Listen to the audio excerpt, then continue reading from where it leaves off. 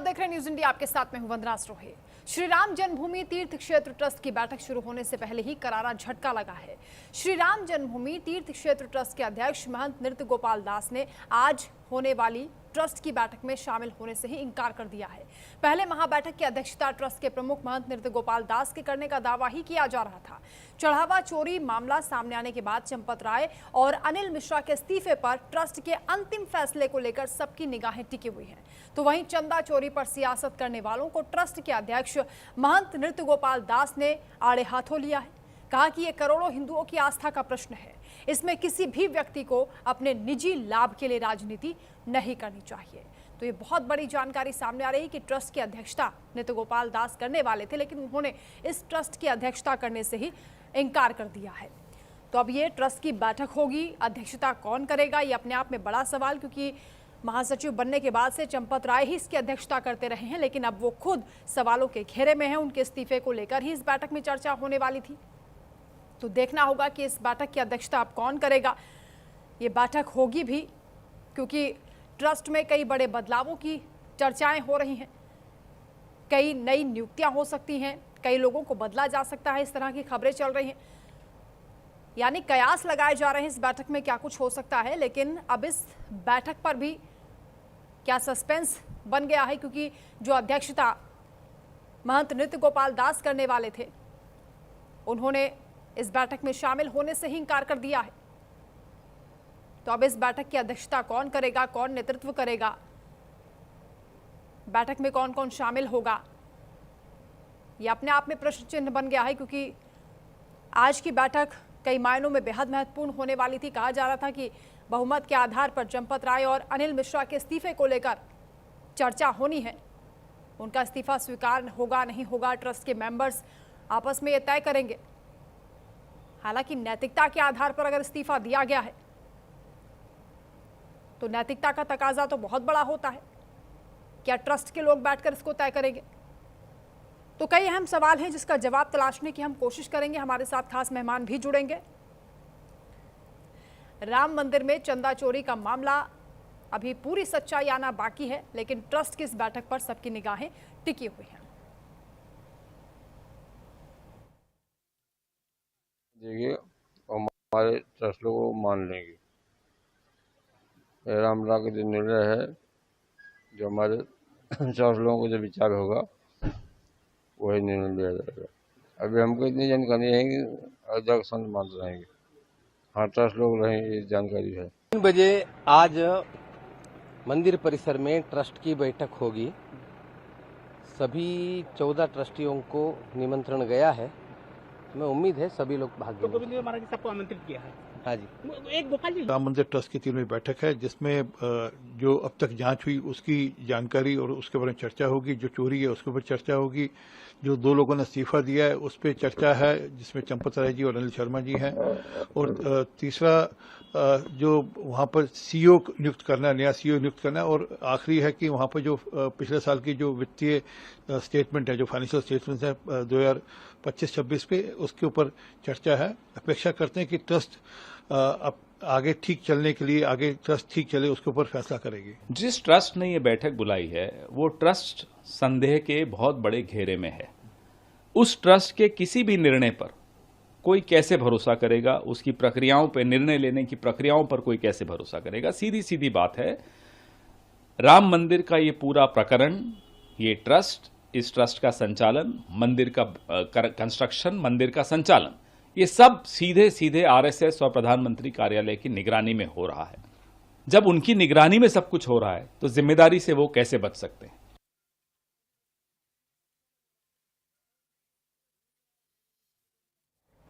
हमारे साथ खास मेहमान जुड़ चुके हैं, परिचय आपसे करा देते हैं। सीताराम दास जी महाराज हैं, वैदिक स्कॉलर हैं, आपका स्वागत है। निरंजन पोद्दार जी हमारे साथ जुड़ रहे हैं, राजनीतिक विश्लेषक हैं, आपका भी स्वागत है। तो चलिए शुरुआत कर लेते हैं आप ही से। सीताराम दास जी, ट्रस्ट की इस बैठक को कैसे देखा जाएगा? आप क्या सोच रहे हैं, क्या उम्मीद कर रहे हैं, बदलाव होगा या ट्रस्ट को भंग किया जाएगा? हालांकि अभी तो बैठक की अध्यक्षता कौन करेगा इस पर भी सस्पेंस बन गया है। नृत्य गोपाल दास ने तो इसमें आने से मना कर दिया है, जो सूत्रों के हवाले से अभी जानकारी मिल रही है। देखिए, मैं यह बता देना चाहता हूं वंदना जी कि यह बैठक 11 तारीख को नियत किया गया था। हाँ। और वह बैठक गोविंद देवगिरी जी की जो है उनके जो है दबाव में यह बैठक 6 तारीख को किया जाए। ये अपने आप में संदेहास्पद बैठक है। और जब इस बैठक में जब इसके मेन मुखिया ही बैठक में नहीं रहेंगे, कुछ महाराजा श्री नहीं रहेंगे, तो बैठक का नेतृत्व कौन करेगा? बैठक का नेतृत्व वो करेगा जो कटघरे के जो संदेह के कटघरे में है। आय व्यय का ब्यौरा लेना देना गोविंद देवगिरी जी का है, कोषाध्यक्ष का है, और सारे कोषाध्यक्ष के दारोमदार उन्हीं के जो है उन्हीं के कार्य प्रणाली पे पूरा सस्पेंस है, पूरी समस्या है। उनका जब एक पत्र 2 पैराग्राफ का जो है उन्होंने सोशल मीडिया पर और प्रेस के वालों को उन्होंने दिया, उसमें उन्होंने लिखा कि मेरी सिग्नेचर जो है नहीं होती थी, मेरा चेक पर कोई साइन नहीं होता था। जब आपका कोई साइन नहीं होता था, कोई सिग्नेचर नहीं होता था, आप 2 महीने पे 1.5 महीने पे आप अपने जो है कथनानुसार आप प्रवास पे रहते थे। ऐसे तो अयोध्यावासी और हम लोग जैसे जानते हैं कि सालों साल यहाँ नहीं आते थे, 6 महीना नहीं आते थे। तो ऐसे लोग कैसे ट्रस्ट की जिम्मेदारी संभाल सकते हैं? आप एक व्यक्ति विशेष को दबाने के लिए और आदरणीय चंपत राय जी को इस्तीफा लेने के लिए अगर आप बैठक करेंगे तो संत समाज स्वीकार नहीं करेगा। आपकी बैठक और आपकी अगुवाई में कोई नेतृत्व, कोई आपके जो कार्य प्रणाली के द्वारा जो भी निर्णय लिया जाएगा, नहीं इतने ही आदरणीय है तो इस्तीफा क्यों दिया है? स्वीकार करना। सीताराम दास जी, अगर वो आरोपों से मुक्त हैं और इतने आदरणीय हैं जैसा कि आप बता रहे हैं, तो इस्तीफा क्यों देने की जरूरत पड़ेगी उनको?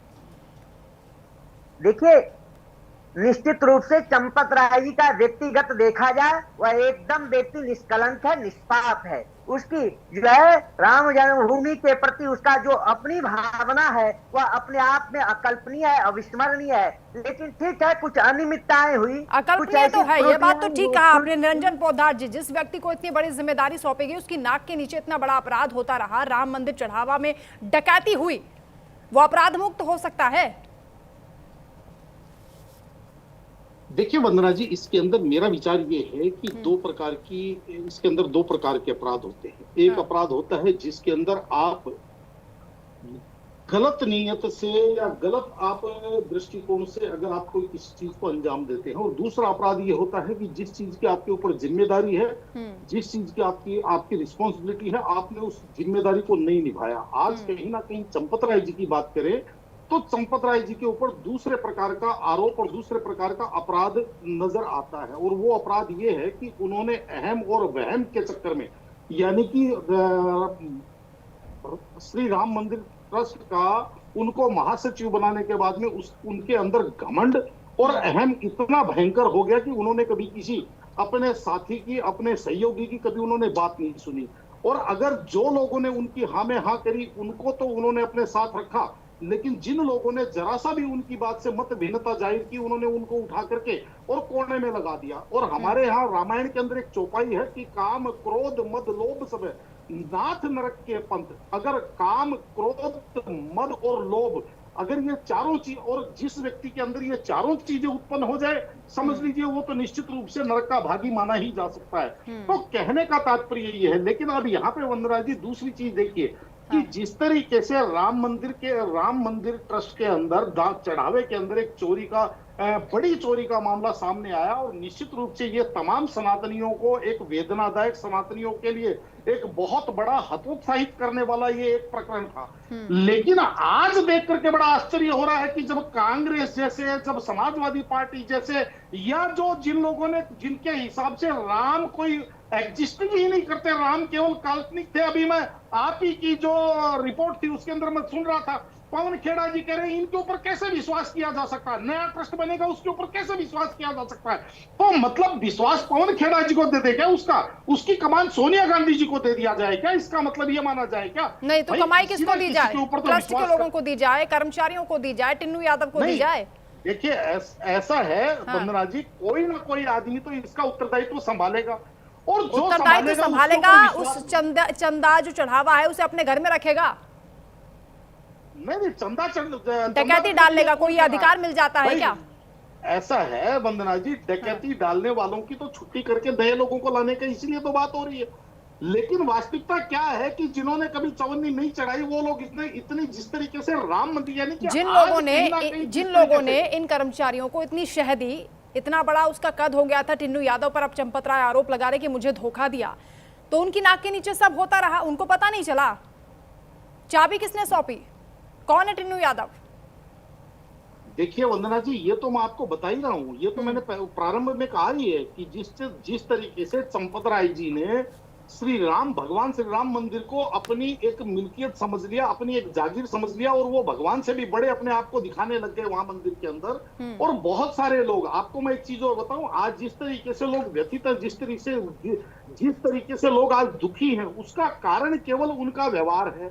और ये मैं आपको मेरा एक व्यक्तिगत अनुभव में बता रहा हूं कि जिस तरीके से लोगों ने राम मंदिर के लिए खून बहाया था, राम मंदिर के लिए जिन लोगों ने अथक परिश्रम किया था, राम मंदिर के लिए जिन्होंने अपने सर्वस्व की आहुति दे दी थी, कहीं ना कहीं उनको दरकिनार करके, और इस तरीके के जो घमंडी और इस तरीके के जो जिसको कहते हैं सत्ता लोलुप लोगों को जिस तरीके से राम मंदिर के अंदर सर्वोच्च स्थान पे प्रतिपादित कर दिया गया था, यह आज उसी का परिणाम है। लेकिन इसका मतलब ये नहीं कि भाई राम मंदिर से कोई आदमी दुश्मनी निकालने का प्रयास करे या राम मंदिर को कोई राजनीति का अखाड़ा बनाने का प्रयास करे। हम इस चीज के अंदर बिल्कुल हम इस चीज का समर्थन नहीं करते, और हम इस चीज नहीं, राजनेताओं को छोड़ दीजिए, उनके सवालों का मान लेते, जवाब नहीं चाहिए, लेकिन साधु संतों का, राम भक्तों के सवाल का जवाब, उनके मन में जो संदेह है, जो भरोसा टूटा है, उसे कैसे कायम किया जाएगा?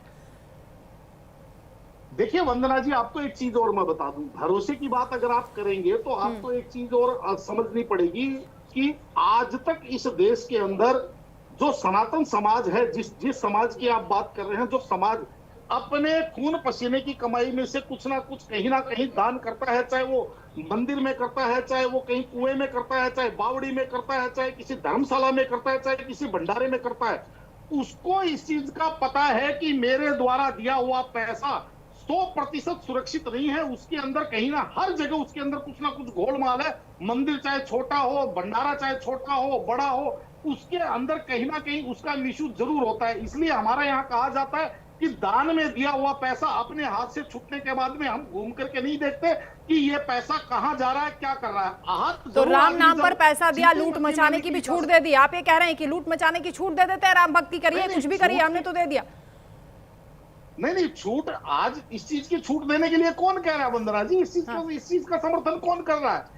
लेकिन मेरा कहने का तात्पर्य ये है कि अब जो राम मंदिर बना है 500 वर्षों की संघर्ष के बाद में, इतनी समझ लीजिए इतने शहादतों के बाद में जो मंदिर बना है, अब उसके ऊपर अगर कोई अविश्वास उत्पन्न करने की प्रयास करे या कोई वहां पे कुछ ऐसा, सवाल मंदिर पर है ही नहीं, मंदिर में जो चढ़ावा चोरी हुआ है उस पर सवाल है कि वो जो गिनती करने वाले थे या जिन्होंने इस चढ़ावे में डकैती डाली है, वो लोग कौन है? उन्हें तो जिम्मेदारी सौंपी गई थी ना, तो उनको दंडित किया जा रहा है, और जो उसके अंदर और सम्मिलित है उनको दंडित किया जाएगा, और उनको दंडित किया जाना चाहिए। भाई इसके अलावा इसका कोई समर्थन अगर कोई करता हुआ दिखे तो देखिए हम भी उस चीज के पक्ष में नहीं है, लेकिन हमारी वेदना इस चीज को लेकर के होती है, और वो मैंने आपको बताई कि किस तरीके से एक, समझ लीजिए पूरे के पूरे सनातन को, पूरे के पूरे एक आस्था को जिस तरीके से कटघरे में खड़ा कर दिया गया, और तमाम प्रकार की कई मौका किसने दिया? सीताराम जी निश्चित तौर पर अभी तक जो भी एसआईटी के द्वारा, प्रशासन के द्वारा जो कार्य किया जा रहा है, किसी के द्वारा आप नहीं देखे हो कि इसमें जो संलिप्तता पाई गई है उसके ऊपर कार्रवाई हो। सभी मांग करता है कि त्वरित कार्रवाई हो, न्याय संगत कार्रवाई हो और दंडात्मक कार्रवाई हो। पूरे देश दुनिया का नजर है, पूरे हिंदुस्तान नहीं, पूरे देश दुनिया में हिंदू जनमानस सनातनी जो आस्थावान लोग रहते हैं, जिनकी आस्था है, एक अयोध्या की गरिमा है, एक महिमा है, और आज इस अयोध्या की गरिमा, महिमा और हमारे आराध्य प्रभु परमात्मा के महल में, उनके जो है मंदिर में इस प्रकार का घटना अत्यंत दुर्भाग्यपूर्ण है। उसकी जितनी भी निंदा की जाए उतना कम है। संपूर्ण जनमानस आहत है, मर्माहत है, लेकिन एसआईटी का मांग किसने किया? ट्रस्ट के पदाधिकारियों के द्वारा। क्योंकि उस स्तरीय जांच हो, जो दोषी पाए जाए उसके ऊपर कार्रवाई हो, कोई भी दोषी बख्शे नहीं जाएंगे, पूरा विश्वास और भरोसा। राम जन्मभूमि केस के पक्षकार हैं धर्मदास जी महाराज। एक मिनट सुनिए सीताराम जी, वो कह रहे हैं कि ट्रस्ट में कोई नियम कानून नहीं था, जो चंपत राय कहे वही सही होता था, और इसीलिए ट्रस्ट को भ्रष्ट बना दिया इन लोगों ने। किसी आम व्यक्ति ने ये बात नहीं कही है, जिन्होंने राम मंदिर के लिए संघर्ष किया है, अपनी एड़ियां घिसी हैं, वो कह रहे हैं ये बात। निश्चित तौर पर उनकी संघर्ष है। बाबा अभिराम दास जी महाराज 22 रात्रि के दिन जो है 1949 में उन्हीं के गुरुदेव भगवान ने भगवान को प्राकट कराया था। उनकी संघर्ष है, उनके संघर्ष को नहीं भुलाया जा सकता। कहीं न कहीं उनको इग्नोर किया गया होगा, कहीं न कहीं उनके भावना से आहत होंगे, वह स्वतंत्र है, उनकी भावना से आहत होंगे। कोई दुखी होगा, कोई पीड़ित होगा, वो अपनी बातों को बोलेगा। लेकिन जहां तक मैं समझ पा रहा हूं कि अभी किसी व्यक्ति के ऊपर आरोप सिद्ध न हुआ, उसको आरोपी नहीं कहा जा सकता। और ये कोर्ट की विषय है, चंपत राय जी का विषय नहीं है। देखिए उसमें पूरी व्यवस्था है, इतना बड़ा कार्य प्रणाली है, तो सबके अलग अलग विधि व्यवस्था सौंपे जाते हैं। नहीं, जब चंपत राय की नाक के नीचे अभी ये डकैती हो गई है तो आगे नहीं होगी, कैसे भरोसा करेगी जनता? मैं इसी चीज को कह रहा हूं कि कोषाध्यक्ष की जिम्मेदारी बनती है, न कि चंपत राय की बनती है। कोषाध्यक्ष इसके विशेषाधिकार वाले व्यक्ति हैं। उनकी जब चंपत राय का कोई रोल ही नहीं था तो महासचिव क्यों बनाया था उनको? क्या जिम्मेदारी थी उनकी महासचिव के तौर पर? सीताराम दास जी, भक्त आरोप लगा रहे हैं कि जो चढ़ावा आता था उसकी रसीद तक तो वो